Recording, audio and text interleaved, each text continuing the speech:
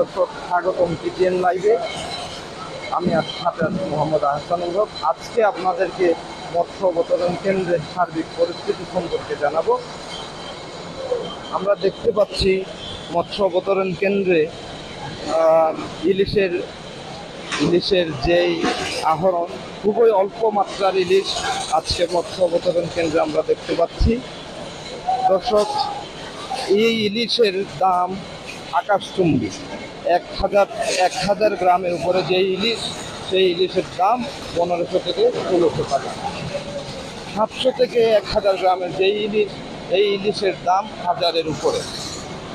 দেশের যে নিম্ন আয়ের মানুষ, সাধারণ যে জনতা, তাদের নাগালের বাইরেই রয়ে গেছে এখন ইলিশ। দর্শক, আমরা সারা দিন ব্যাপী বিভিন্ন বাজারে, খুচরা বাজারগুলোতে আমরা পর্যবেক্ষণ করেছি, যেখানে এই 1000-এর উপরে, 1000 গ্রামের উপরে যে ইলিশ, এই ইলিশগুলো বিক্রি হচ্ছে 1600 টাকার উপরে, 1800 টাকা পর্যন্ত।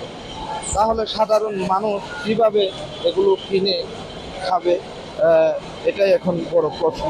দর্শক, আমরা মাঝি মাল্লাদের সাথে কথা বলে জানতে পেরেছি এই ইলিশ স্বল্পতার কারণ ট্রলারে বেশি সংখ্যক ইলিশ ধরা না পড়া। তাদের দাবি, যখনই তাদের ইলিশের সংগ্রহ বৃদ্ধি পাবে, এই ইলিশের দাম কমে আসবে বলে তারা আশা করছে।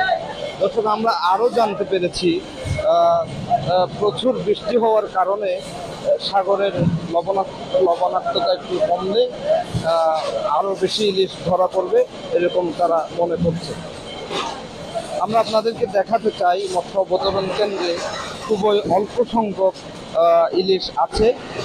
দেশের বিভিন্ন স্থানে এগুলো আবার রপ্তানি হয়। চট্টগ্রাম, ঢাকা সহ শুরু করে সারা দেশে এই ইলিশ রপ্তানি হচ্ছে। ইলিশের যেই আকাশচুম্বী দাম, এটি কমে গেলেই দর্শক, সাধারণ মানুষের নাগালের ভিতর আসবে বলে আমরা আশা করি। দর্শক, আমরা একজন ব্যবসায়ীর সাথে কথা বলতে চাই। ইলিশের যে স্বল্পতা, বেশি সংখ্যক ইলিশ দেখা যাচ্ছে না।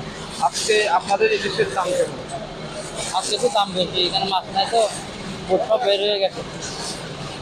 1000 গ্রামের যে ইলিশগুলা, এই 1000 গ্রামের ইলিশের দাম কেমন পড়বে? ওই 1600-1700 টাকার মধ্যে।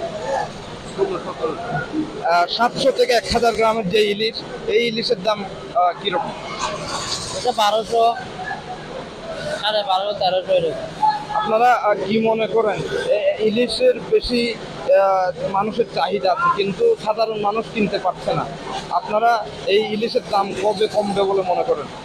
মাছ বুড়ের যেগুলো ট্রলারের সমুদ্রে গেছে, ওরা যদি ভালো করে মাছ পায়, তাহলে ইনশাল্লাহ মাছের দাম কমে যাবে। এই মাছ স্বল্পতার কারণ কি বলে মনে করেন?